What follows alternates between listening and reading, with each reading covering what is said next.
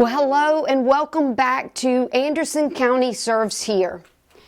Thanks to County Administrator Rusty Burns and Anderson County Council for giving us the opportunity to tell you about organizations around Anderson County that are providing service.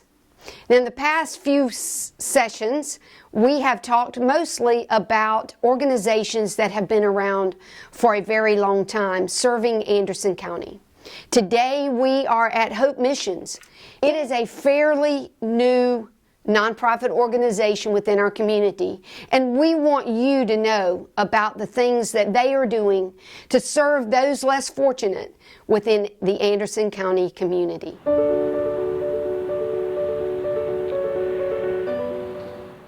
Hope Missions came about as an extension of the shower trailer. I don't know if you remember at the beginning of the pandemic, we told all the homeless to go home, which to wash and so forth. And there was a great need to have some place for them to shower and clean and so forth. We reached out to the county and a lot of support agencies. I could list a bunch of support agencies that helped us get that shower trailer on the Salvation Army property so that we could have showers following the Clean Start kind of guidelines, Monday, Wednesday, Friday. What we found is that after just those first 4 months, we did almost 1,000 showers there, and we found a gap that was really a big need in our community. So as the pandemic continued on and Clean Start was able to come in, we made an agreement that we would take care of the people and they would be able to provide showers and laundry.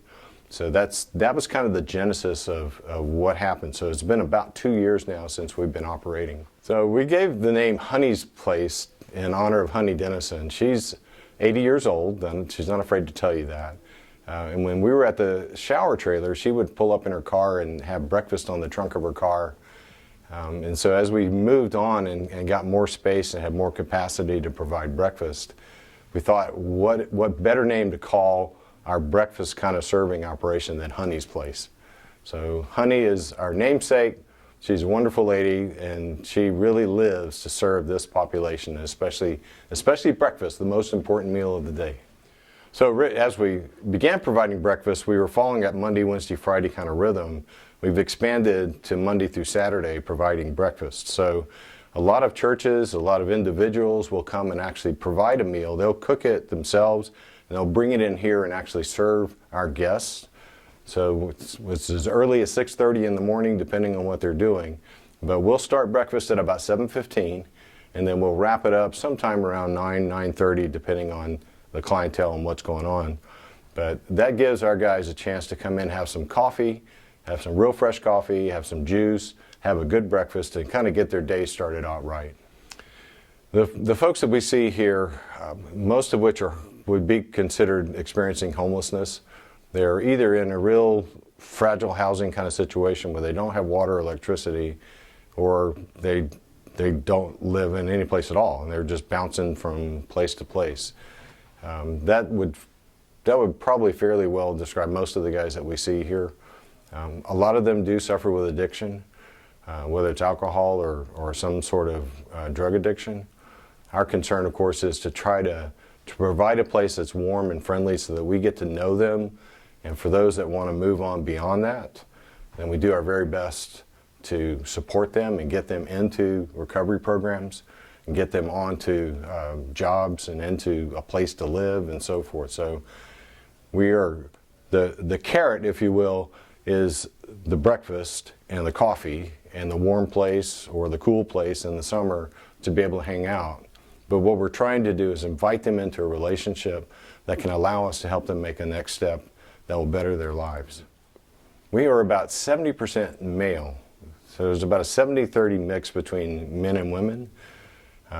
It's hard to account for exactly why that is. Maybe it's easier for female to find accommodation somewhere, or men are just less likely to want to couch surf somewhere or be somewhere.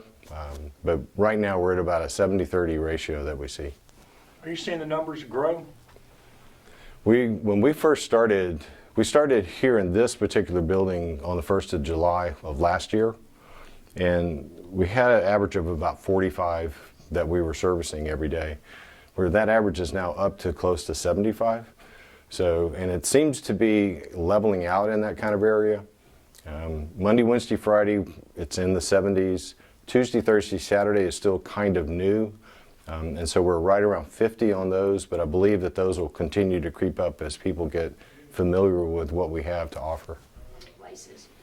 So a lot of people are from this area. I mean, I would say that most of them are from the Anderson area, Anderson, Greenville, Greenwood, you know, Coney, Pickens kind of thing. I think they're from this general area. We definitely see people come from all over there. I just provided a storage bin for a guy that's here from Detroit. And it's not unusual for us to find guys that are coming from New York, Pennsylvania, and kind of the northern states to come in here. Some from North Carolina, Georgia as well. So we see quite a mix, but because we don't require identification, I can't definitively answer that question. We're trying to be a low barrier kind of place where people don't feel like they're being, you know, micromanaged and overwatched. We're trying to provide that friendly kind of atmosphere.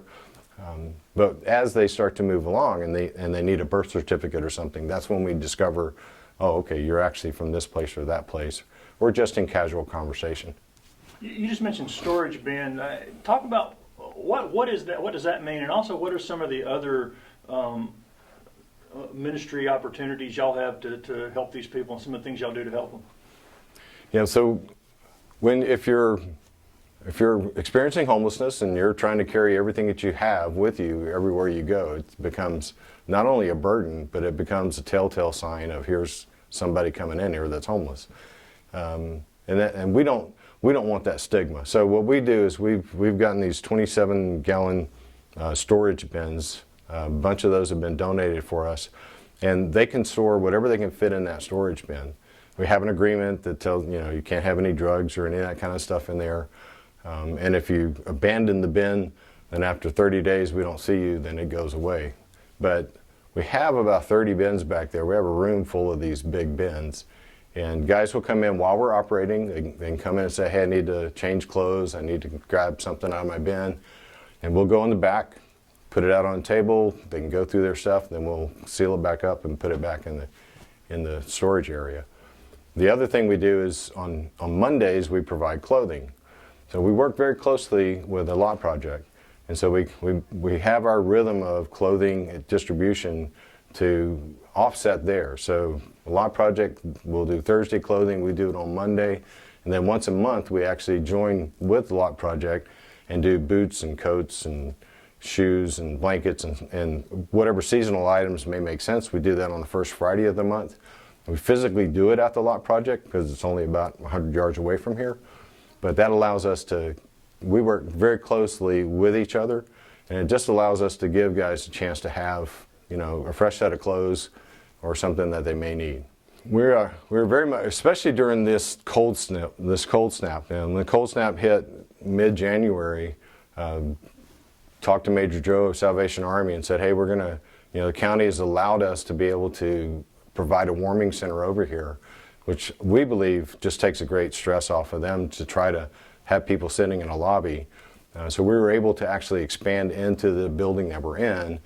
The emergency management provided air mattresses. They gave us 24 air mattresses. So we're able to use those. And then about a week or so ago, the Red Cross came in and gave us a bunch of cots. St. John's United Methodist also gave us some cots. So we're able to get them off the floor, which I personally think is a whole lot nicer. So since January 15th and the cold nights came in there, emergency management helped us out, St. John's helped us out, American Red Cross came in and helped us out, so we had these cots and be able to let people sleep in a warm place and be able to stay in a warm place. We've had as many as 33 stay a night. Last night we had 30. We're averaging somewhere in the high 20s, 25, 26 every night that it's cold. We define cold as a wind chill that's 40 or below. I know that when you're outside and it's 40 or below and the wind's blowing, it's cold. So we want people to have a warm and safe place to be. So we do that. We open up the doors at 5:30 at night. We have dinner. We provide dinner again from an outside organization. A lot of churches and individuals are providing dinner. So they allow us to feed our guys.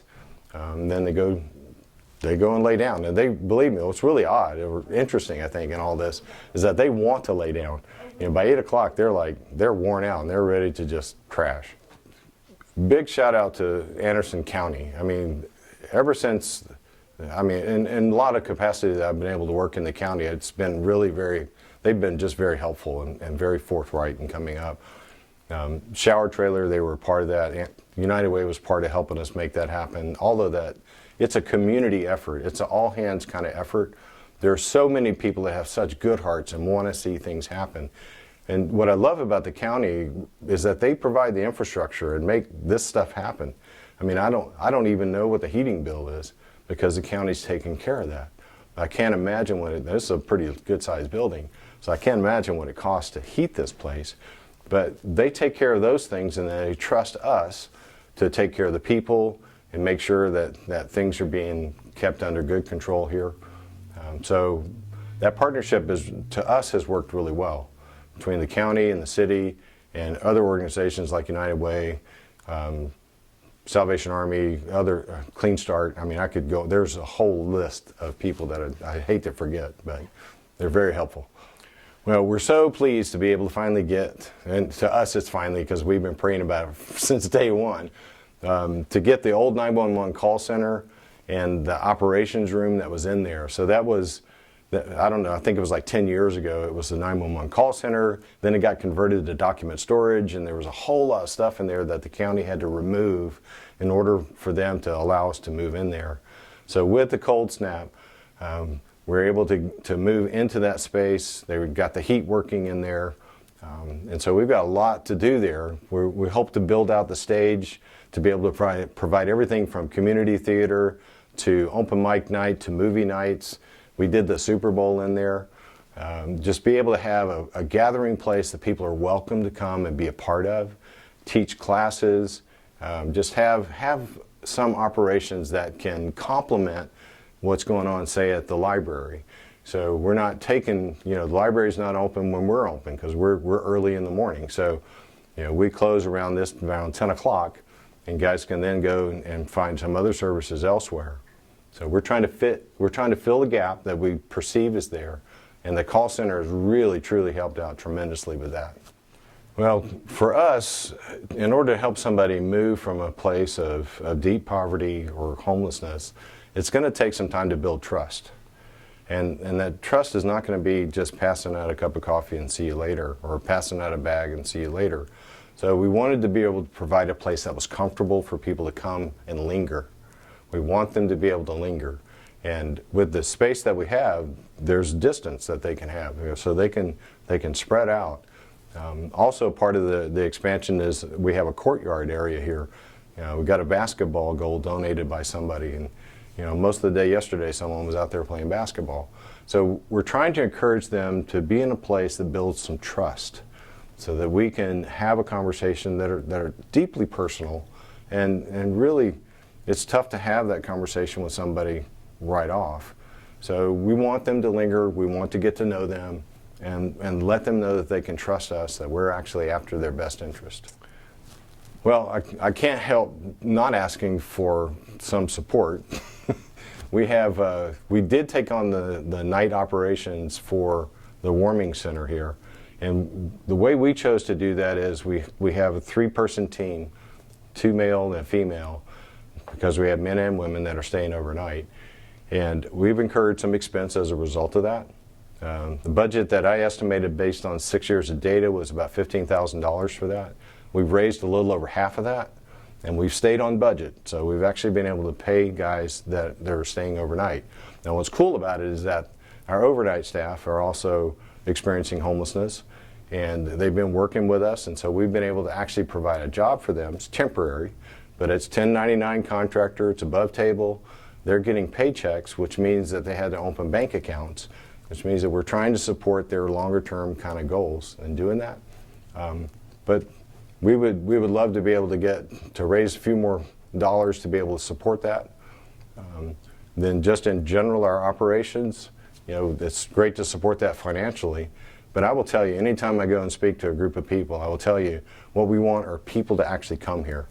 We want you to be a part of our breakfast from 7 to 10, any day, Monday through Saturday. We want you to be part of our 5 to 8 crew at night when it's cold, so that you can help out with dinner, you can help out and just get to know people, and they can see different faces, and again, try to build that trust and that relationship with them.